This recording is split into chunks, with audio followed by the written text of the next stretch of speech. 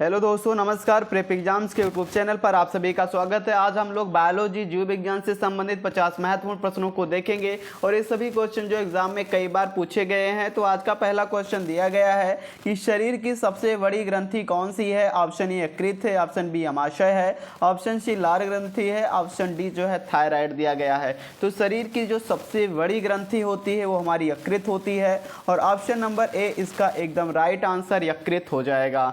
तो अगर एक क्वेश्चन और पूछ सकता है कि शरीर की जो सबसे छोटी ग्रंथि कौन सी होती है, तो शरीर की सबसे छोटी ग्रंथि होती है जिसको हम लोग कहते हैं पीनियल ग्रंथि। कौन सी?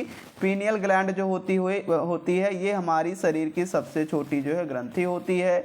और ये पीनियल ग्रंथि जो होती है कहाँ पे होती है? तो मस्तिष्क के जो है पास में, मस्तिष्क के केंद्र के पास में होती है। सबसे छोटी ग्रंथि जो हमारी पीनियल ग्लैंड होती है ये भी पूछ सकता है और सबसे बड़ी ग्रंथि जो हमारी होती है यकृत होती है, ये भी क्वेश्चन दोनों जो है पूछ सकता है। तो ऑप्शन ये इसका राइट आंसर हो जाएगा। एक क्वेश्चन कई बार एग्जाम में ये भी पूछा गया कि मास्टर ग्रंथि जो है किसे कहते हैं, तो प्रियुस ग्रंथि को मास्टर ग्रंथि के रूप में जाना जाता है। तो ऑप्शन ये इसका राइट आंसर हो जाएगा। ऑप्शन ये एकदम करेक्ट आंसर हो जाएगा। अगले क्वेश्चन पे चलेंगे। अगला क्वेश्चन दिया गया है मनुष्य में मादा जनन अंग से किस हार्मोन का स्रावण होता है। ऑप्शन ए एस्ट्रोजन है, ऑप्शन बी प्रोटोस्टेरोन है, ऑप्शन सी रिलैक्सिन है, ऑप्शन डी सभी कथन सत्य है। तो जो मादा जनन अंग से कौन से हार्मोन जो है स्रावण होता है, तो ये हार्मोन होता है रिलैक्सिन। ऑप्शन नंबर सी इसका राइट आंसर हो जाएगा। रिलैक्सिन हार्मोन जो होती है मादा जनन अंग से जो है स्रावण होती है, तो option number C right answer हो जाएगा।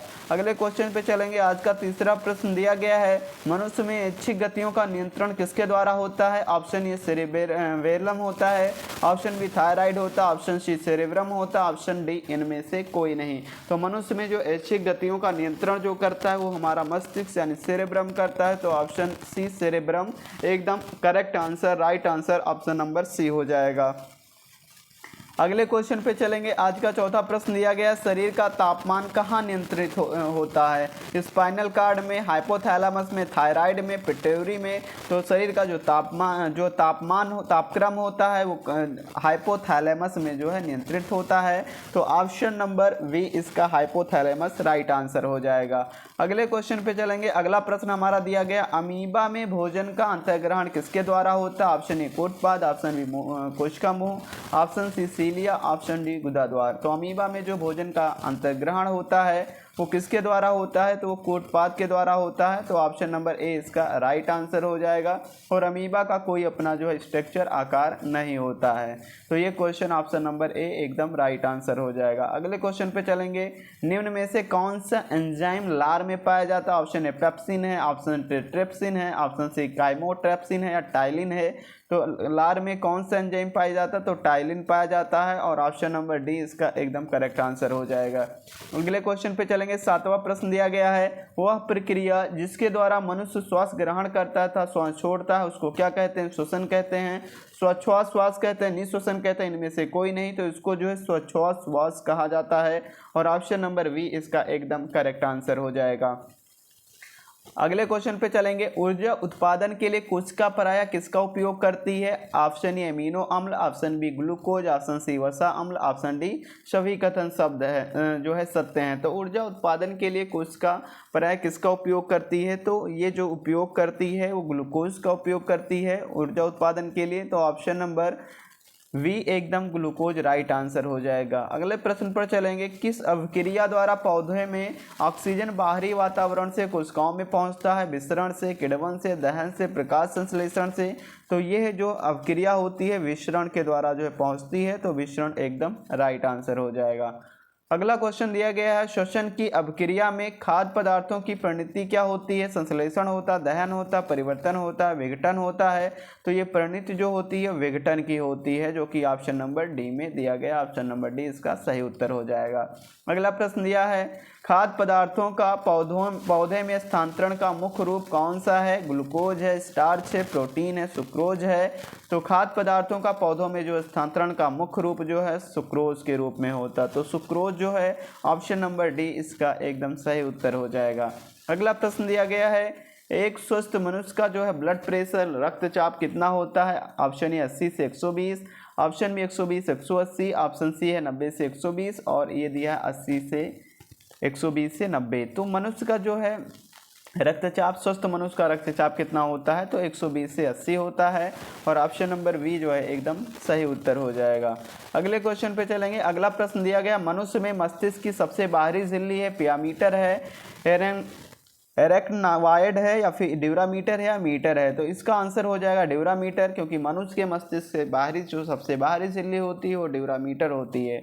तो option number C right answer हो जाएगा। मनुष्य के सूंघने की क्षमता को कौन नियंत्रित करता है? ऑप्टिक पाल या सेरिब्रम या धांधली पाल, इनमें से कोई नहीं। तो इसका ऑप्शन जो है ध्रांडलीय जो पाली होता है ये मनुष्य के सूंघने की क्षमता को नियंत्रित करता है। तो ऑप्शन नंबर सी इसका राइट आंसर हो जाएगा। आज के 15वें प्रश्न पर चलेंगे। मनुष्य में बुद्धि चतुराई का केंद्र है cerebellum, hypothalamus, cerebrum, spinal cord. तो जो सेरिब्रम होता है ये जो हमारा होता है मस्तिष्क में होता है और यही जो है बुद्धि एवं चतुराई का केंद्र होता है। तो ऑप्शन नंबर सी इसका करेक्ट आंसर हो जाएगा। अगला प्रश्न दिया गया इसमें, हार्मोन शब्द का नामकरण किसने दिया था? ऑप्शन ए रॉबर्ट ने, ऑप्शन बी अरस्तु ने, ऑप्शन सी बेलिस एवं स्टार्लिंग ने, ऑप्शन डी जो है ब्राउन पोर्टर ने। तो इसका ऑप्शन नंबर जो है बेलिस और स्टार्लिंग ने हार्मोन का शब्द का सबसे पहले जो है नामकरण किया था। तो ऑप्शन नंबर सी इसका राइट आंसर हो जाएगा। जो लोग पहली बार हमारे यूट्यूब चैनल से जुड़े हैं सब्सक्राइब करके बेल आइकन को प्रेस कर दें, इससे आने वाली लेटेस्ट वीडियो अब तक पहुंच सके।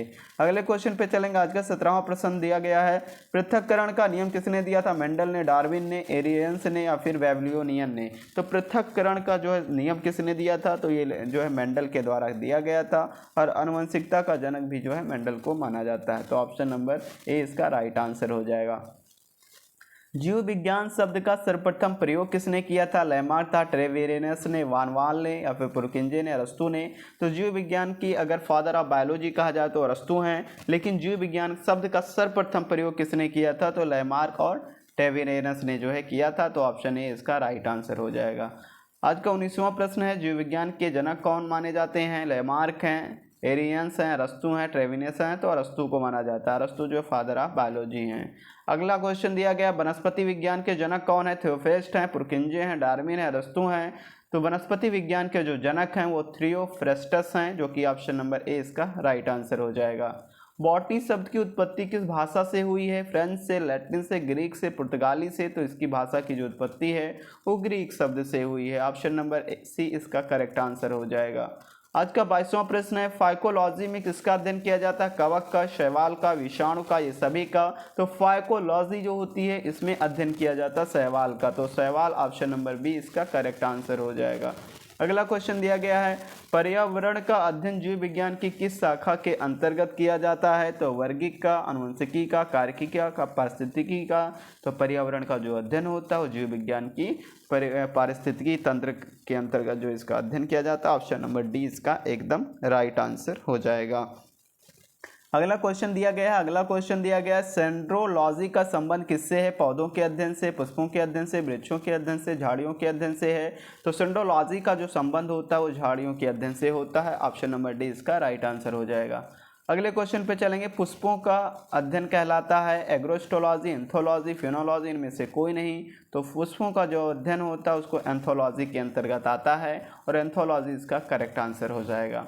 वनस्पति संवर्धन से संबंधित विज्ञान की शाखा को कहते हैं एग्रीकल्चर, हार्टिकल्चर, एग्रीकल्चर, फ्लोरिकल्चर? तो उसको जो हार्टिकल्चर कहा जाता है और हार्टिकल्चर ऑप्शन नंबर बी एकदम करेक्ट आंसर हो जाएगा।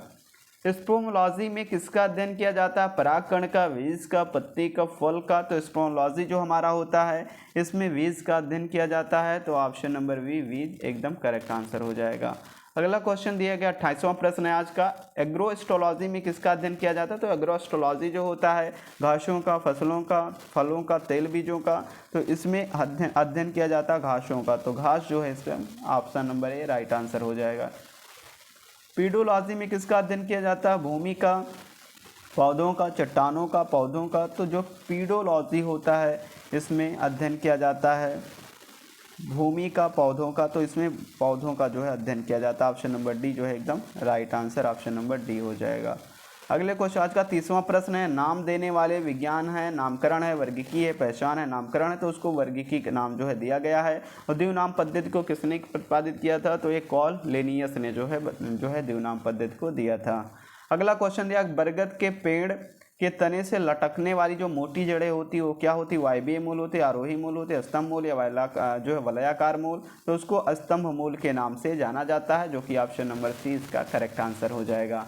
अगला क्वेश्चन दिया गया है, पेड़ में निम्नलिखित में से कौन सा हमेशा रहता है, पत्ती, जड़, कलिका, टहनियाँ, तो हमेशा जो जड़ रहता है, तो ऑप्शन नंबर इजी क्वेश्चन था, जड़ एकदम राइट आंसर हो जाएगा।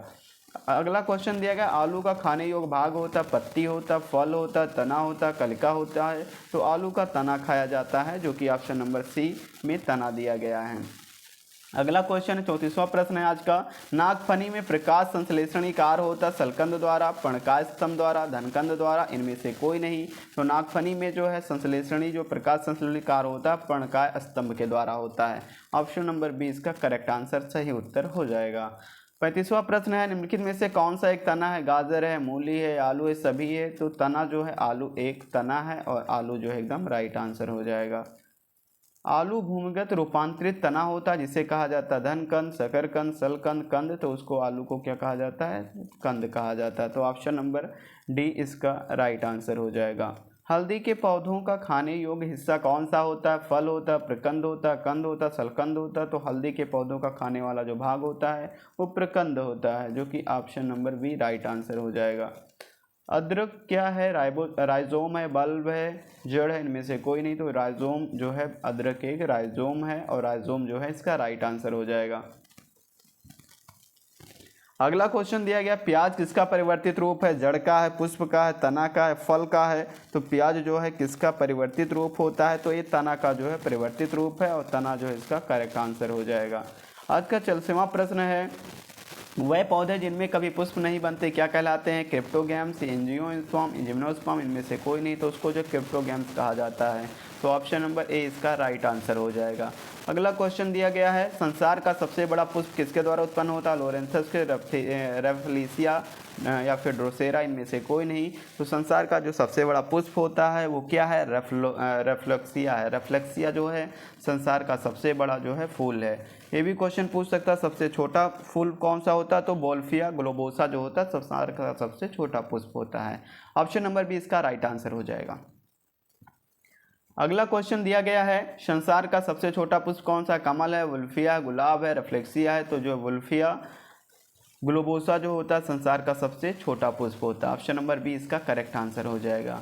जीवन चक्र की दृष्टि से पौधों का सबसे महत्वपूर्ण अंग कौन सा है, तना है, जड़ है, पुष्प है, पत्ती है, तो ये जीवन चक्र की दृष्टि से जो है पौधे का सबसे महत्वपूर्ण अंग जो होता है पुष्प है। अगले क्वेश्चन पे चलेंगे, कौन सा एक जीवित जीवाश्म होता है, साइकस है, जिंकगो है, पाइनस है, इनमें से कोई नहीं, तो जिंकगो जो हमारा होता है एक जीवित जीवाश्म जो है कहलाता है, तो ऑप्शन नंबर बी इसका करेक्ट आंसर हो जाएगा।